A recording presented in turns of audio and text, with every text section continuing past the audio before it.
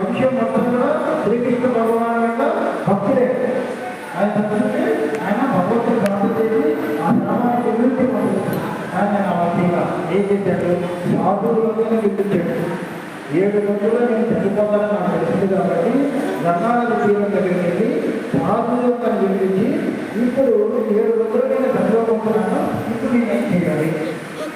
కాబట్టి మనం ఏం చేసిన బాగుపడుతున్నానని చుట్టూ రాజు